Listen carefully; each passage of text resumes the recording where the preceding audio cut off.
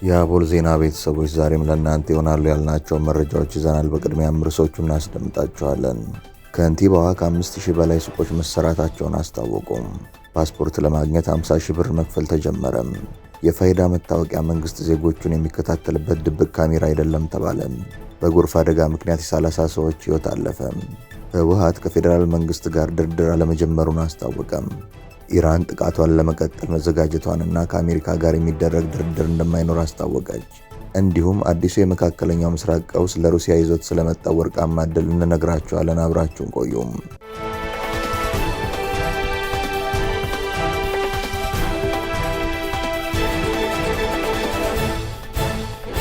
ሰላም ጤና ይስጥልን። ይህ አቦል ዜና ነው። ክቡራን አድማጭ ተመልካቾቻችን ሰላማችሁ ይብዛ፣ ጤና፣ ፍቅር፣ ደስታ በእያንዳንዳችሁ ጎጆ ይግባ። ትኩሱን እፍታ ፍታውን ለእናንተ ለተከበራችሁት ይዘን መጥተናል። ቻናላችንን ላይክ፣ ሼር እና ሰብስክራይብ በማድረግ አጣጥሙልን፣ ለወዳጅ ዘመድም አጋሩልን። እናመሰግናለን። የፋይዳ መታወቂያ መንግስት ዜጎቹን የሚከታተልበት ድብቅ ካሜራ አይደለም ተባለ። የፋይዳ መታወቂያውን ለመያዝ የንግዱ ማህበረሰብ ስጋት ሊገባ አይገባም ተብሏል። ይህንን ያሉት የብሔራዊ መታወቂያ ፕሮግራም ፋይዳ አስተባባሪ አቶ ዮዳሄ አርያ ስላሴ ናቸው። የፋይዳ ዲጂታል መታወቂያ ባለቤት መሆን በተለይ የንግዱ ማህበረሰብን ስጋት ውስጥ የሚጥለው ሊሆን አይገባም ያሉት አቶ ዮዳሄ መንግስት በተለየ ሁኔታ ዜጎቹን የሚያድንበት ወይንም የሚከታተልበት ስርዓት እንዳልሆነ አስታውቀዋል። አንድ አካል ብቻ ተጠያቂ እንዲሆን የሚያደርግ ስርዓት መኖር የለበትም ያሉት አቶ ዮዳሄ መንግስትም አጥፊ ሆኖ ሲገኝ ተጠያቂ የሚሆንበት ስርዓትም እንዳለ አንስተዋል። ህብረተሰቡ ከዚህ ጋር ተያይዞ ምንም አይነት ስጋት ሊኖረው እንደማይገባና የፋይዳ ዲጂታል መታወቂያን መያዙ ምንም አይነት አሉታዊ ጉዳትን እንደማያደርስበት ተናግረዋል። አንድ ሰው የፋይዳ መታወቂያ ባለቤት ሲሆን በአብዛኛው ማንነቱን ገላጭ የሆኑ መረጃዎቹን በዚህ ስርዓት ውስጥ እንደማይካተቱና ይህም የግለሰቡን ሚስጥራዊ መረጃዎች ለመጠበቅ እንደሚረዳ ነው የገለጹት። በአሁኑ ሰዓት 37.5 ሚሊዮን ሰው የፋይዳ ዲጂታል መታወቂያ ያገኘ ሲሆን እስከ መጪው ግንቦት ወር 2018 ዓ.ም ድረስ እንደ ሀገር 90 ሚሊዮን ሰዎችን የመመዝገብ እቅድ ተይዟል። በጎርፍ አደጋ ምክንያት የ30 ሰዎች ህይወት አለፈ። በጋሞ ዞን በመሬት መንሸራተትና በጎርፍ አደጋ ምክንያት የ30 ሰዎች ህይወት አልፏል። በደቡብ ኢትዮጵያ ክልል በጋሞ ዞን ደጋማ አካባቢ በሚገኙ ስፍራዎች በጣለው ከባድ ዝናብ፣ በመሬት መንሸራተትና በጎርፍ አደጋ የሟቾች ቁጥር ጨምሯል።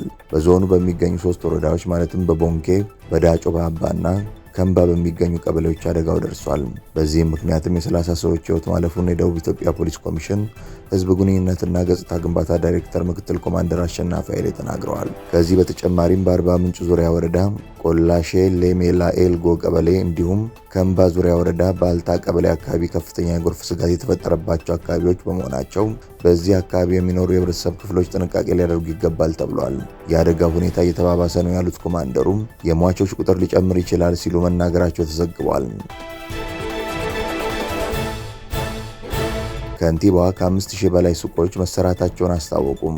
የአዲስ አበባ የኮሪደር ልማትና መልሶ ማልማት ስራ አነስተኛ ቢዝነሶችን የሚያዳክም ሳይሆን ይበልጥ ዘመናዊ ለስራና ለሸማቹ ሳቢ በሆነ መንገድ መልሶ በመገንባት የተሰራ መሆኑን ገልጸዋል። ከንቲባዋ በማህበራዊ ትስስር ገጻቸው ባሰፈሩት መልእክት በአጠቃላይ እስካሁን በሰራነው 5490 ያህል አዳዲስ ንግድ ሱቆችን የገነባንና ነባሮችንም ከመንገድ ሴት ባክ ወደ ኋላ በመሳብ እንደገና በአዲስ መልክ እንዲገነቡ ያደረግን ሲሆን ከነዚህም ውስጥ 2800 ያህሉ እንደ አዲስ የተገነቡ፣ ቀሪዎቹ 2690 ደግሞ ከመንገድ ሴት ባክ ወደ ኋላ በመሳብ እንደገና በነበሩበት ቦታ በአዲስ መልክ ደረጃቸውን በማሻሻል የተገነቡ ናቸው ብለዋል። ከዚህ ውስጥ 55 በመቶ የሚሆነው ግንባታ በባለቤቶቹ የተከናወነ ሲሆን ቀሪውም በቀበሌና በቤቶች ኮርፖሬሽን ውስጥ ሲነግዱ ለነበሩ መንግስት ገንብቶ ለልማት ተነሺዎች ያስረከባቸው ናቸው። እንዲሁም መሬት ለመውሰድ ፈቃደኛ የሆኑት ደግሞ በአክሲዮን ተደራጅተው እንዲገነቡ የተደረገ መሆኑን አስታውቀዋል። በመሆኑም ከተማችንን ለንግድ ስራ ቀላል፣ ይበልጥ ሳቢና ምቹ አደረግናት እንጂ የቢዝነስ እንቅስቃሴው እንዲዳከም አልተደረገም ያሉት ከንቲባ አዳነች አቤቤ ልክ በሌሎች ኮሪደሮች እንዳደረግነው ሁሉ ክፍት የተደረገው የድል ፕላዛና የቁርጡሚ ወንዝ ዳርቻ የልማት ተነሺዎችን አስተናግድንበታል ብለዋል። ቀደም ሲል ከቦሌ አትላስ እስከ ብራስ መንገድ በኮሪደር ልማቱ ምክንያት ተነስተው የነበሩ የንግድ ተቋማት አሁን በዚሁ ፕላዛ ውስጥ ስራቸውን በስኬት ጀምረዋል ሲሉ መልእክታቸውን አጠቃለዋል። ፓስፖርት ለማግኘት 50 ሺህ ብር መክፈል ተጀመረ። መደበኛ ፓስፖርት ለሚፈልግ አመልካች 50 ሺህ ብር በመክፈል በቤት ለቤት ልዩ አገልግሎት በ2 ቀናት ውስጥ እንዲያገኝ የሚያስችል ደንብ በስራ ላይ ውሏል። ደንቡ ለ10 ዓመታት የሚያገለግል የኢትዮጵያን ወርቃማ ቪዛ በ10,000 ክፍያ ማግኘት የሚቻልበት አሰራርን በውስጡ አካቷል። ይህንን አዲስ አሰራር ለመጀመሪያ ጊዜ ተግባራዊ ያደረገው ከየካቲት 17 2018 ዓ.ም ጀምሮ በስራ ላይ የዋለው የኢሚግሬሽንና ዜግነት አገልግሎት የክፍያ ደንብ ነው። የሚኒስትሮች ምክር ቤት በዚህ ደንብ ላይ ውይይት አካሂዶ በነጋሪት ጋዜጣ ታትሞ ከወጣበት ቀን ጀምሮ ተግባራዊ እንዲደረግ በሙሉ ድምጽ የወሰነው ባለፈው ታህሳስ ወር መጨረሻ ባካሄደው መደበኛ ስብሰባ ነበር። የኢሚግሬሽንና ዜግነት አገልግሎት ተቋም ለሚሰጣቸው የተለያዩ አገልግሎቶች የክፍያ ተመኖችን የሚዘረዝረው ይህ ደንብ በ4 ዓመት ውስጥ ለ3ኛ ጊዜ እንዲሻሻል የተደረገ ነው። የአሁኑ ማሻሻያ የተደረገው በሐምሌ 2016 ዓ.ም የወጣው ደንብ አተገባበር ላይ የታዩ ክፍተቶችን ለማሻሻል እንዲሁም የውጭ ዜጎች የማይንቀሳቀስ ንብረት እንዲያፈሩ የተደነገገውን አዋጅ ተግባራዊ ለማድረግ እንዲያስችል እንደሆነ በወቅቱ ተገልጿል። አዲሱ ደንብ ላይ በ2 እና በ5 ቀናት ውስጥ ለሚሰጡ የደንበኛ ፓስፖርት አገልግሎቶች ሲጠየቅ የነበረው ከ5,000 እስከ 25,000 ብር የሚደርስ ክፍያ ሳይለወጥ ቀጥሏል። ሆኖም መደበኛ ፓስፖርትን በልዩ አገልግሎት ለማግኘት የሚፈልጉ ተገልጋዮች ከ40 እስከ 50 ሺህ ብር መክፈል እንደሚጠበቅባቸው በደንቡ ላይ ሰፍሯል። ህወሓት ከፌዴራል መንግስት ጋር ድርድር አለመጀመሩን አስታወቀ። ፌዴራል መንግስቱ ከህወሓት ጋር ሚስጥራዊ ድርድር እያደረገ እንደሆነ በማስመሰል በማህበራዊ መገናኛ ዘዴዎችና በሌሎች መገናኛ ብዙሃን ሐሰተኛ መረጃዎችን እያሰራጨ ይገኛል ሲል ህወሓት ወቀሰም። ህወሓት ሰሞኑን ባስተላለፈው አዲስ መልእክት ሰላም የሚመጣው በእውነተኛ ተነሳሽነትና ተግባር እንጂ አታላይ አጀንዳ በማሰራጨት አይደለም ብሏል። የትግራይ ህዝብ የፖለቲካ ጥያቄ በኃይል ሊታፈን እንደማይችል መንግስት ማወቅ አለበት ያለው ህወሓት መንግስት ወደ እውነተኛ የፖለቲካ ውይይት መግባት አለበት ሲል ጥሪ አድርጓል። ህወሓት መንግስት ሐሰተኛ መረጃ የሚያሰራጨው የትግራይን ህዝብ ከመሰረታዊ ጥያቄዎቹ ለማዘናጋት ነው ብሏል።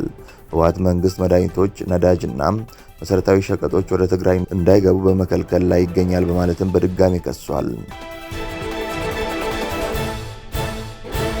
አሜሪካ በሩሲያ ነዳጅ ላይ የጣለችውን ማዕቀብ ልታነሳ ነው።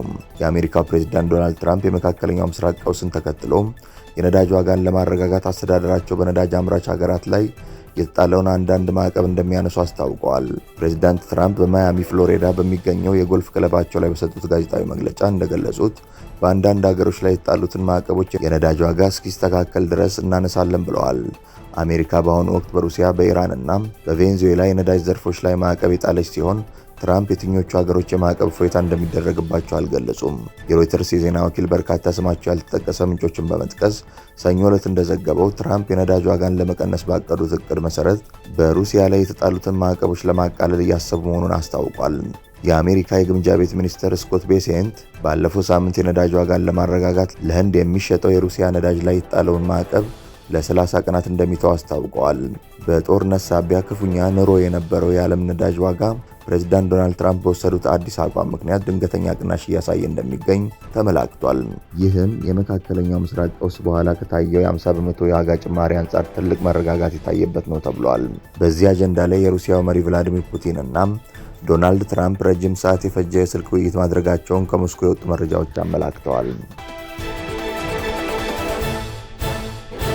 ኢራን ጥቃቷን ለመቀጠል መዘጋጀቷንና ከአሜሪካ ጋር የሚደረግ ድርድር እንደማይኖር አስታወቀች። የኢራን የውጭ ጉዳይ ሚኒስትር አባስ አራግቺ ሀገራቸው አስፈላጊ ሆኖ እስከተገኘ ድረስ የሚሳኤል ጥቃቶችን ለመቀጠል ዝግጁ መሆኗን ገልጸዋል። ሚኒስትሩ ከአሜሪካ ጋር የሚደረግ ማንኛውም አይነት ድርድርም ከአጀንዳ ውጭ መሆኑን በይፋ አስታውቀዋል።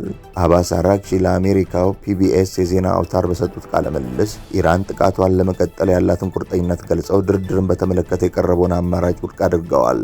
ይህ የኢራን መግለጫ የወጣው ፕሬዝዳንት ዶናልድ ትራምፕ ከኢራን ጋር ያለው ጦርነት በጣም በቅርቡ ያበቃል ካሉ በኋላ መሆኑን ተጠቁሟል። ይሁን እንጂ የውጭ ጉዳይ ሚኒስትሩ ንግግር የትራምፕን ግምት የሚያጣጥልና የሁለቱን ሀገራት ውጥረት ይበልጥ የሚያባብስ ሆኖ ተገኝቷል። በአሁኑ ወቅት በኢራንና በአሜሪካ መካከል ያለው ዲፕሎማሲያዊ ግንኙነት ተቋርጦ የሚገኝ ሲሆን የቀጠናው ስጋትን በከፍተኛ ሁኔታ እያየለ መምጣቱን የዓለም አቀፍ መገናኛ ብዙሃን ዘግበዋል። ክቡራን አድማጭ ተመልካቾቻችን ስለተከታተላችሁ እናመሰግናለን። የደወል ምልክቷን በመጫን አቦላችንን በትኩሱና በፍታው ሁልጊዜ እንዲደርሳችሁ አድርጉም።